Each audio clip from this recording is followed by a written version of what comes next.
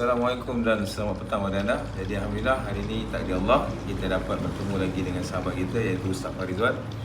Dan kita nak tunjuk pada anda tentang benda ni. Ini adalah susuk yang dikeluarkan daripada wajah pesakit. Susuk original, susuk jarum mas. Jadi dia ada beberapa lah yang dikeluarkan oleh Ustaz Farizwan. Jadi kita tanyakan sikit pada Ustaz Farizwan, how the process ataupun macam mana proses mengeluarkan susuk yang original daripada wajah ataupun badan pesakit. Okey, insya-Allah. Okey. Susuk ni dia orang panggil apa? Barang yang dimasukkan bersama dengan kadam.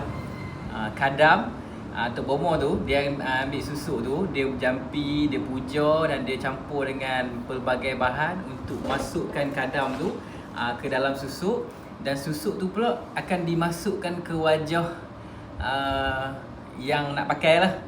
Wajah orang yang nak pakai tu dia masukkan atas niat tertentu. Contoh kawan ni dia nak kebal, jadi dia masuk dalam kebal. Kawan ni nak cantik, masuk dalam cantik. Kawan ni nak tubuh badan dia ni, contoh pelacur, dia nak macam kawan ni tidur dengan dia, tak boleh lupakan dia. Jadi dia masuk kadam macam tu. Bila dimasukkan, susuk ni dia boleh berjalan seluruh badan. Kalau masuk dia di sini, kadang-kadang dia duduk di bahagian sini, bahagian kemaluan kan. Banyak yang pakai ni ikut darah. Kadang-kadang dia pakai 20, kadang 50, kadang 7, kadang 3. Banyak. Dan susuk juga bukannya untuk orang panggil apa? Untuk kecantikan saja. Kadang-kadang untuk sakit pun boleh pakai. Tu bomo lah cakap. Bukan saya lah. Untuk sakit pun ada juga dia pakai. Contoh dia sakit pinggang. Jadi dia masukkan susuk tu di pinggang. Untuk menguatkan pinggang. Untuk menguatkan pinggang dia. Jadi semua syirik lah kan. Okey, jadi proses nak mengeluarkan susuk ni adalah sangat rumit lah. Sebab apa? Jika susuk dikeluar dengan sendiri, contoh kadang-kadang pesakit ni susuk dia dah terkeluar tadi, tapi dia cambuk, dia buang. Kadam tu tertinggal di dalam badan. Sebab apa kadam tertinggal dalam badan? Sebab susuk ni dia masuk, dia bersentuhan dengan kita punya isi, kita punya darah. Jadi dia makan darah kita. Kalau ada yang pakai 20 tun, 30 tun, 60 tun, jadi dia makan darah kita. Dia tak mau keluar daripada badan. Kalau jarum tu keluar, kadam tu duduk di dalam. Jadi bila nak keluarkan susuk tu, dia perlu dua benda. Yang pertama, keluarkan jarum. Yang kedua, keluarkan kadam yang di badan tu masuk balik dalam Jarum ni ya? Jarum ni. Masukkan balik kepada jarum ni, baru boleh buang. Kalau anda kata terus buang jarum saja, kadam tak buang, jadi dia akan merana bertahun-tahun ataupun selamanya. Dia merana, benda tu duduk dalam badan. Maksudnya benda tu kalau kita dah keluarkan jarum tapi tak keluarkan jin dia ataupun kadam dia, maka sakit akan sembuh lah. Dan gangguan tu tetap akan ada. Tetap akan ada. Sebab apa? Sebab dia dah melalui darah. Dia masuk ke dalam darah. Susuk juga ada pelbagai jenis. Ada juga susuk yang belian. Bukan belian. Belian ada, perak ada, macam-macam, minyak ada. Tapi salah satunya susuk emas yang dihancurkan jadi halus. Macam habuk mas. Macam habuk dan dilonyokkan satu badan. Itu pun susuk. Tapi yang tu dia tak makan darah kita. Dia duduk di luar kulit. Tetapi bahaya jugalah, mudarat. Yang ni yang makan darah, yang duduk dalam darah kita. Sangat bahayalah kan. Dia seolah-olah macam perjanjian saka. Perjanjian saka ni dia ada dua jenis. Yang pertama, tok nenek moyang kita ni dia bagi darah. Dia bagi darah, dia masuk darah. Hang jaga seluruh keturunan aku yang melalui darah. Sebab tu bila anak cucu, bila saka perjanjian darah, memang sangat susah nak buang.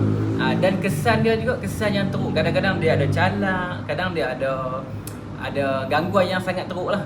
Kalau perjanjian yang tak berkaitan dengan darah, contoh tok nenek dia bagi makan saja, tak bagi darah, yang tu mudah dibuang, senang lah. Perjanjian darah ni susah sikit, agak rumit. Macam ni lah. Yang ni adalah perjanjian darah. Kan nampak ni ada isi. Ni tengok, ada isi yang melekat yang melekat. Ada satu jarum tu dia ada macam matekai, dia ada macam cangkui. Yang ni ini.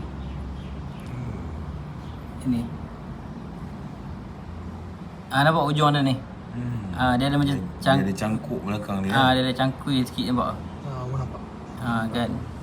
Yang ni yang jenis cangkui lah. Jenis cangkui. Yang link tu ada yang tak ada cangkui, ada yang ada cangkui. Yang cangkui ni agak susah lah sebab dia masuk dalam isi, dia nak keluar tu dia melekat. Dia melekat. Jadi memang agak sakit lah. Agak sakit kan. Jadi kadang-kadang susuk ni bila dah pakai 50 tahun, 60 tahun, kadang-kadang dia masuk di bawah tulang.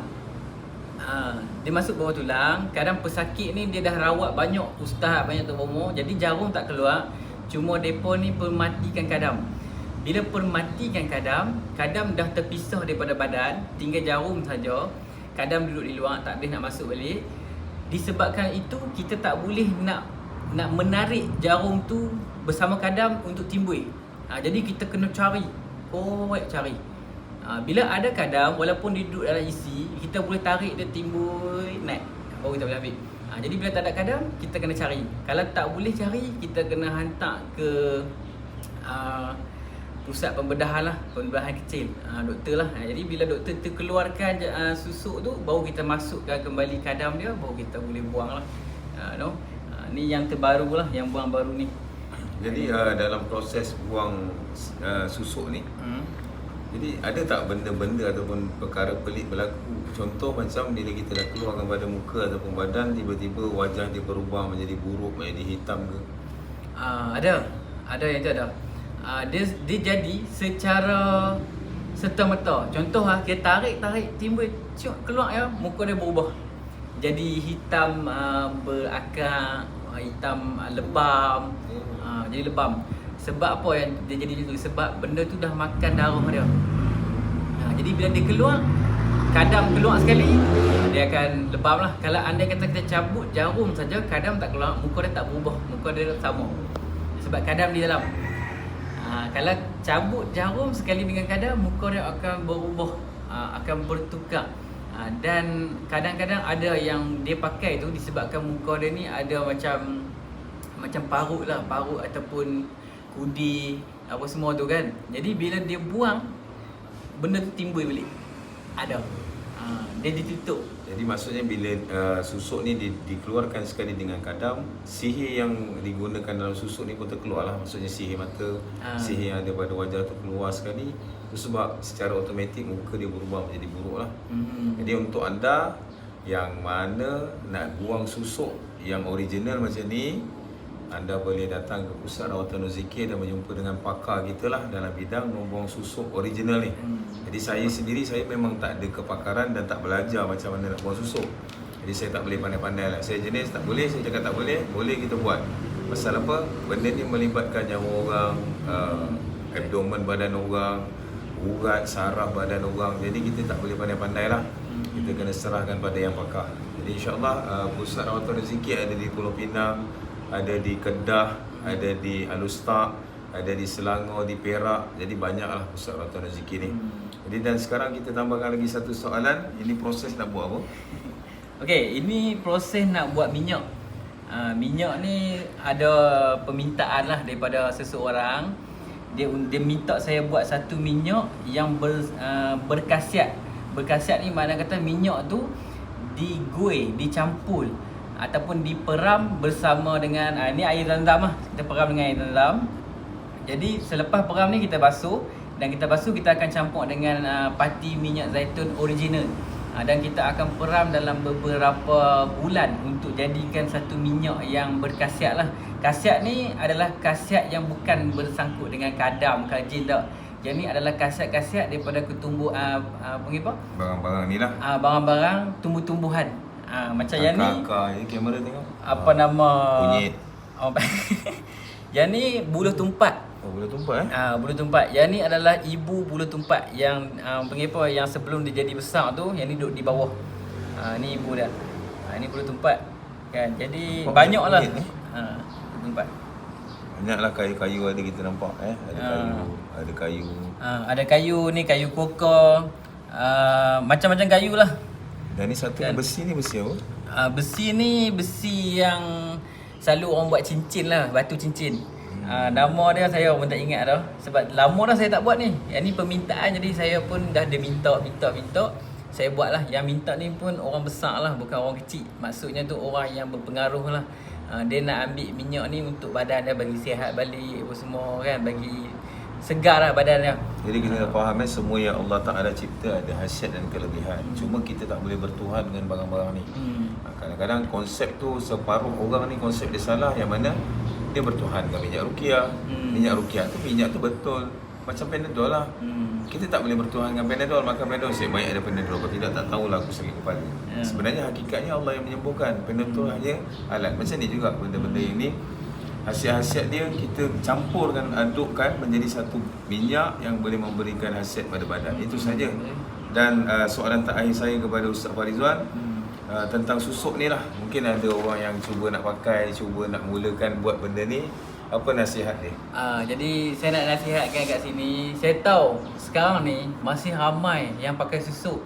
Yang dulu-dulu lah ya kan, yang tuk-tuk. Sebab dekat yang main buang kat saya ni paling muda umur dalam 25 buang susuk. Kan, laki ada, perempuan ada, laki pun ada. Jadi banyak tujuan susuk ni yang dipakai. Yang terbaru ni yang nak main ke saya daripada Negeri Sembilan, dia nak buang 50 jarum susuk. Dia cikgu sekolah lah. Kan, jadi penuh satu badan. Dia nak buang.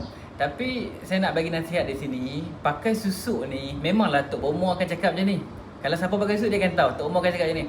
Alah, pakai je susuk. Nanti kalau nak buang, langgak je pantang, makanlah sate, makanlah, lalulah bawah penyidai ke apa. Jadi dia lemah. Lepas tu tak ada apa. Yang tu sebenarnya mohong lah. Sebab apa? Susuk bila dia masuk, dia bersentuhan dengan darah kita. Jadi di situ perjanjian darah. Memang amat susah kalau nak buang. Jadi sebab ada juga yang buang susuk tapi kadang tak buang, dia merana, menderita. Dia akan panggil apa, dia nampak wajah macam dia juga, cantik mai kat dia, mai sembang dengan dia, tiba-tiba jadi buruk. Kan, jadi macam-macam lah. Sebab maksudnya boleh menyebabkan dia kena mental problem. Mental problem kan, dan jadi masalah rumah tangga, jadi banyak masalah yang berlaku dekat dia. Dan saya nak bagi tahu kat sini, dah belasan pesakit saya meninggal tak dan buang susuk. Sebab booking terlalu ramai. Jadi kita tak boleh nak buat apa kan. Lepas tu dia pun dah umur 90, 80 lebih. Dia kata dia nak buang, dia taubat apa semua. Saya kata dia nak bayar saya mahal, tapi saya tak ambil, saya ikut giliran. Jadi tak ada nak buang, dia meninggal. Dan dia bawa susuk tu ke dalam kubur sekali. Kita tak tahu apa yang jadi kan. Jadi memang berdosa besar lah. Jadi kepada anda yang duk pakai tu, lebih baik anda buang. Kita tak tahu kita nak mati bila. Kadang-kadang kita duk fikir, nantilah, nantilah kita mati. Kadang-kadang nyawa ni tak kira masa. Bila dia nak cabut, dia cabut. Kan? Dan yang kepada yang baru nak pakai tu, lebih baik saya kata, lebih baik pergi makan vitamin lagi bagus. Makan vitamin, cucuk vitamin kan, bagi putih. Tak ada kena-mengena dengan kadam, dengan susu ataupun benda-benda yang syirik lah. Dan macam barang-barang apa, barang-barang ni, tumbuh-tumbuhan ni, dia adalah khasiat boleh dijadikan minyak. Tetapi jangan sampai kita ambil benda ni, kita bubuh lambik sebagai berdinding. Sangat syirik, tak boleh. Macam sini banyak lah, raja kayu lah, kayu kokor lah, macam-macam kayu-kayu tumbuhan dalam hutan lah, dan batu-batu yang ni lah khasiat. Kita boleh jadikan dia minyak, tetapi kita tak boleh jadikan dia pendinding. Contoh kita boleh dompet, kita gantung kat sini, kita kata ni pendinding. Tak boleh, salah. Kita buat gelang ke, buat gelang pakai. Umur kat tengkok. Lelaki tak boleh pakai gelang Kita kena faham dekat situ. Apa pun alasan dia. Dia menyerupai wanita. Memang tak boleh. Walaupun benda tu dia orang panggil apa, contoh dia nak pakai ni untuk dia sakit kan, untuk dia sakit. Tetapi kita kena ingat, Islam ni dia mengajak kita mengelak daripada fitnah. Kalau kita pakai membawa ke fitnah kepada orang, tak payah pakai. Makanlah ubat jenis lain kan. Itiak cara lain. Sebab apa? Takut tergelincir. Tak sakit pun pakai kok. Sebab kita rasa macam tak style lah kalau tak pakai. Nak style, nak kemas kan, nak bergaya. Jadi itulah pesanan saya, yang mana pakai susuk tu buanglah susuk tu. Yang mana yang nak pakai tu lebih baik tak payah pakai susuk. Pilah cucuk vitamin ke, masuk vitamin ke, makan vitamin ke, lagi okey untuk kesihatan tu badan kan. Susuk ni tak payah, tak guna pun. Dia tak ada orang panggil apa, kelebihan pun. Dia lebih manfaat lah. Manfaat. Dia lebih kepada orang panggil apa, darurat kepada diri kita sendiri. No? Dia tidak akan memberikan apa-apa manfaat, selebihnya menyusahkan hidup kita, keluarga kita, keturunan kita. Jadi apa-apa yang berkaitan dengan perjanjian jin ni janganlah kita mulakan. Kadang-kadang tak kena dengan kita tapi kena pada keluarga. Jadi elakkanlah, bergantunglah sepenuhnya kepada Allah Ta'ala yang menjadikan kita semua yang maha menjaga, maha melindungi, maha memberi rezeki dan maha segala-galanya, insya-Allah. Terima kasih kepada ustaz kita memberikan sedikit penerangan kepada kita tentang susuk. Jadi insya-Allah elakkan sebarang benda-benda yang boleh menyusahkan hidup, boleh menggadaikan akidah dan juga ibadah kita, insya-Allah. Assalamualaikum warahmatullahi wabarakatuh.